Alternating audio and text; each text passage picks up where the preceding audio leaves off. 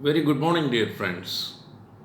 The other day, I was dealing with the banker's right of appropriation and the rule in Clayton's case. I said I would deal with later on inde- independently and separately of the regular subject matter. In this regard, we have to understand that in usual business practice, the banker receives payments from his customer. There will be series of payments also. At this juncture, if the customer has more than one account or has taken more than one loan from the banker, then the question comes of appropriation as to which loan account and then the money which is deposited at a particular time and the subsequent deposits by him, how would be appropriated. This is what is called the banker's right of appropriation, and it was decided in this particular famous rule made by the Clayton's case, which I will deal with later on.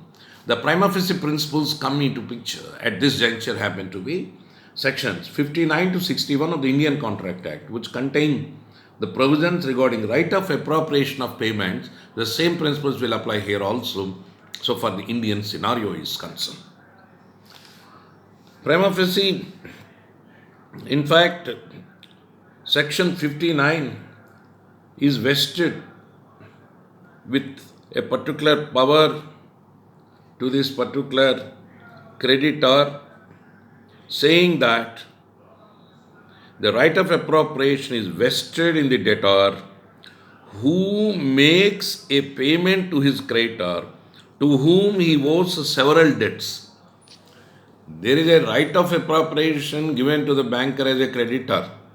However, section 59 advocates the right of appropriation to the debtor making the payment to his creditor to whom he owes several debts, in order to make it in priority as to 1, 2, 3, 4, like in what way this has to be appropriated. He can, in fact, appropriate the payment by 1. An express intimation, or 2. Under circumstances implying that the payment is to be applied to the discharge of some particular debt. That depends upon the instructions of this particular debtor to the creditor. If the creditor accepts such payment, then it shall be applied accordingly. That depends upon the contract, of course. An example let us take.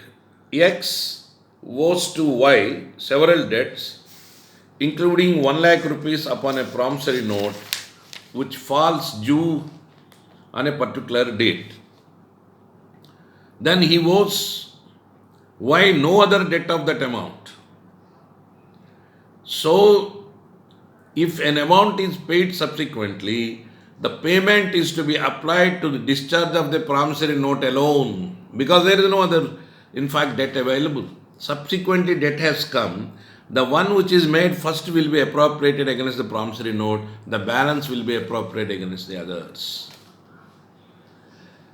Suppose the debtor has not intimated, or there are no other circumstances indicating which that the payment is to be applied, then the right of appropriation is shifted from the debtor to the creditor.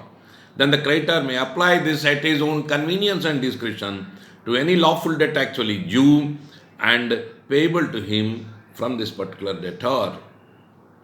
So this is the most important aspect under section 60 of the Indian Contract Act.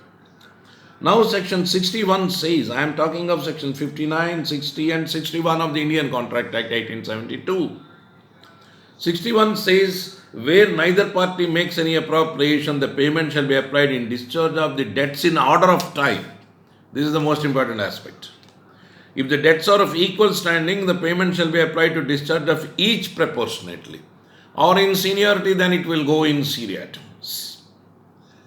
So, basically, in case suppose the customer, the debtor, is having a single account and he deposits and withdraws money from it regularly, then the order in which the credit entry will set off the debit entry would be in chronological order. This is the most important principle that was laid in the Clayton's case. It is a very important examination question also that people can ask you, what is Clayton's case, and it can come in any mode. So you have to understand. Basically, this particular Clayton's case was decided in Devens versus Noble, Devayanes, Devayanes versus Noble, Noble, 1816. 1816. This particular details are available in all books. You can see Charlie's book cases on banking also. Then the Tanner and various other books, including your textbook, Varshney, that is P. N. Varshney, Banking Law and Practice, which is prescribed as a textbook for you. Now, friends, what are the brief facts of this case? This is Devens versus Noble, called Clayton's case. In this case, there was a firm of bankers called as Devens, Davies, Noble and Company. Devens, Davies, Noble and Company. Then they had 5 partners, and Devens happened to be the senior most partner who passed away, he died. And the surviving partners carried on the business of the banking under the same name. The partnership was reconstituted, firm goes on. Then the executors of the deceased partner objected to the continuance of the firm in the Devens name because he was the senior most partner, and then after a year the firm unfortunately became bankrupt and it was closed down, and there were classes of creditors of the firm placed their claims against the estate of Devens, the deceased partner. This is what happened. Young Clayton, now this is where the Clayton's rule has come, was one of those creditors of this particular Devens and Company bankers who continued to deal with the surviving partners by making payments to and receiving payments from the firm. It's a banking institution. At the time of death of Devens, Clayton's balance was 1,713 pounds. During the next few days, he withdrew several times, and the balance was reduced to 453 pounds. Thereafter, the surviving partners paid more than 1,713 pounds to him, and subsequently his deposits with the firm, Clayton's deposits with the firm, largely exceeded the amounts withdrawn by him, and thus his credit balance at the time of bankruptcy of the firm was larger than the amount which was due to him at the time of death of Devens. Now this is what happened. The Clayton claimed that the amount of 453 is reduced by the dividend on this amount which he received from the liquidator, that is rateable dividend because of bankruptcy from the liquidator, was due to him from the estate of the deceased partner, because in partnership their personal liability is there. He had a contention, number 1, that the withdrawals from the account after the death of the partner were paid off out of the deposits made in the same period, and the credit balance standing at the time of the partner's death was recoverable from the deceased partner's assets. Actually, it is not tenable for the reason that it has to be taken as an overall settlement of account for all claims of the creditors. Individual creditors cannot be taken into consideration. This argument was accepted but not accepted by the court.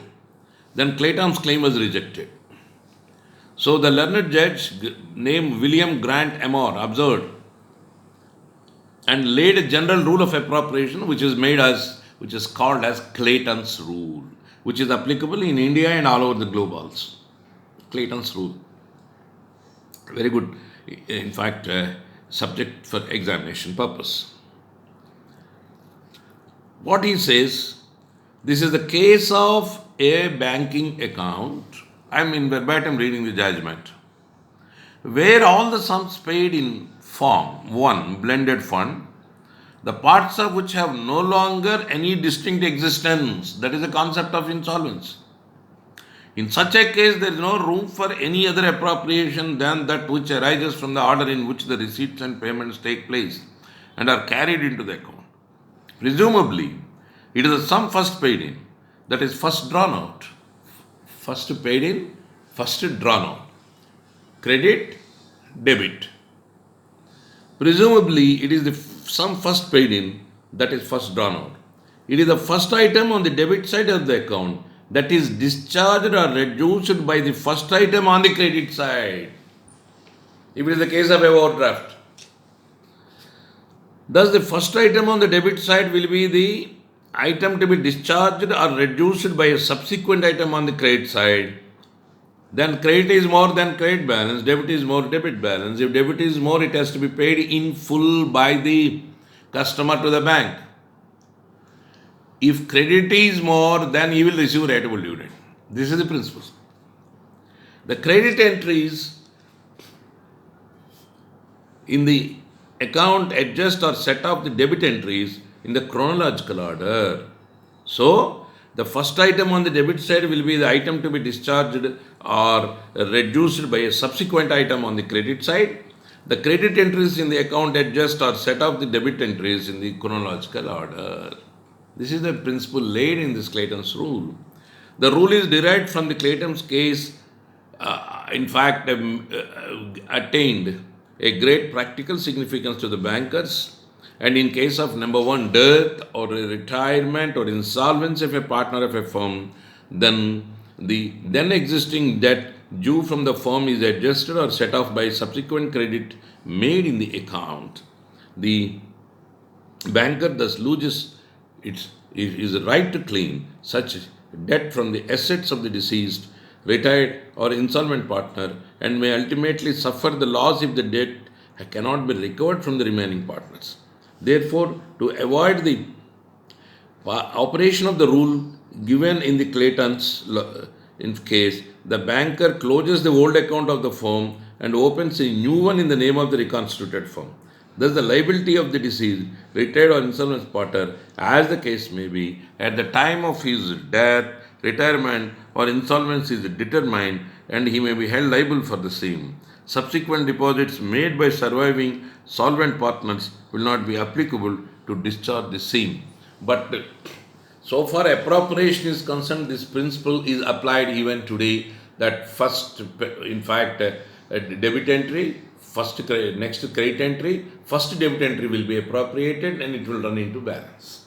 In case of insolvency, death or retirement, and then where adjustment has to be made out, then debt is more, it will be paid in full by the customer to the bank. Credit is more, then he will receive a rateable dividend in case of insolvency of the firm. With regard to the death of partners, now a different situation is arising, that they are taking a mandate from the remaining partners and then operating the accounts. They are not closing down. In all cases, it is not happening. That is what I have witnessed very recently in one particular case also. So, taking this analogy, my dear friends, the Clayton's case has got a universal application, and then you can look into that as the banker's right of appropriation. So, with this, we conclude our discussion on banker's rights. Then we will go to the customers. Arena and his rights, and then the different types of accounts and various issues pertaining thereon will be taken care of.